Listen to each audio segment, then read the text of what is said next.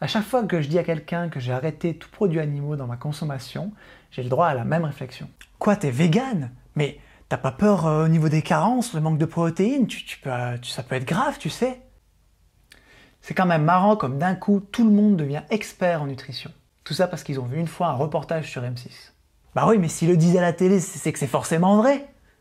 Oui, mais réfléchis. La télé, elle gagne son fric. Des pubs. Les pubs, c'est la viande, c'est les produits laitiers. Donc à aucun moment, ces gens vont payer pour qu'on dise du mal de leurs produits. Donc non, tu ne peux pas trouver de la bonne information là.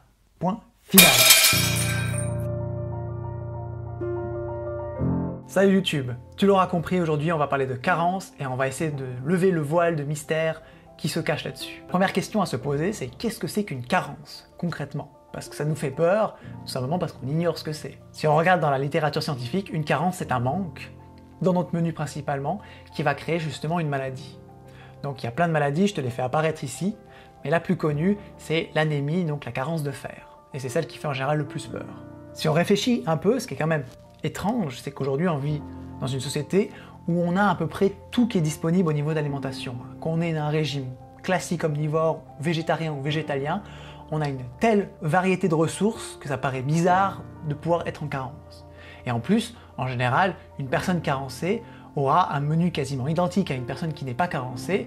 Donc encore là, on peut se poser la question comment ça se fait qu'elle ait ce problème et que l'autre ne l'ait pas. Alors bien sûr, je tiens à mettre en parenthèse les gens qui souffrent de famine, qui sont dans des pays comme l'Afrique où ils n'ont pas accès à toute cette alimentation. Et là, clairement, la carence vient en fait clairement d'un manque dans leur menu. Mais moi, je parle vraiment pour des gens comme nous qui vivent dans une société en Europe où il y a tout ce qu'il faut à disposition. Maintenant, si on regarde dans la médecine, dans la littérature, comment est-ce qu'on étudie la carence? Eh bien, en général, on va prendre des animaux et on va faire simplement des expériences en carençant leur menu, en enlevant les éléments vitaux à leur bonne santé. Et là, forcément, l'animal va tomber en carence et on va pouvoir étudier. Et c'est tout. La médecine va s'arrêter là-dessus. Ce qui fait que si demain tu es en carence, voilà ce qui va se passer quand tu iras chez ton médecin.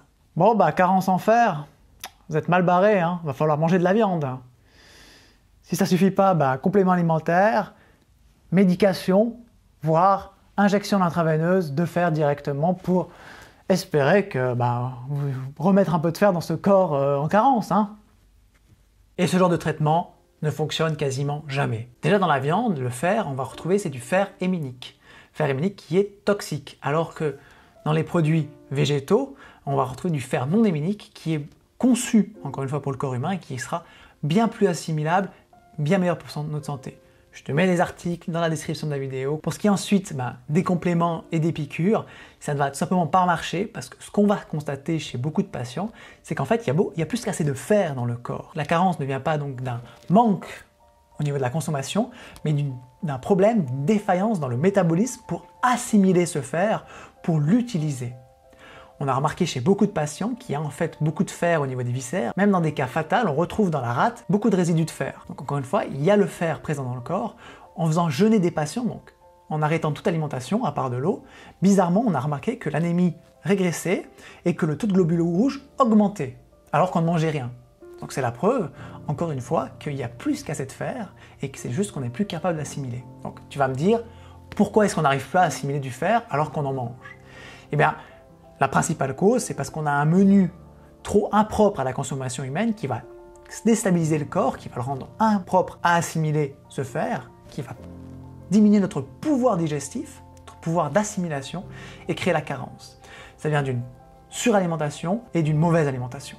La solution donc paraît simple, il suffit d'enlever tout ce qui est produit industriel, trop riche en sucre, en sel, en additifs, etc., etc., d'enlever aussi le plus possible tout ce qui est viande, produits laitiers, produits animaux, et d'aller vers une alimentation avec des produits bruts, simples, des fruits, des légumes, des oléagineux, des noix, des patates, des racines, etc., etc., en utilisant uniquement de la cuisson vapeur, en mangeant le plus possible cru, et vraiment peu, voire même en faisant un jeûne, et vraiment donc de permettre au corps un repos pour retrouver son pouvoir digestif et recommencer à assimiler correctement.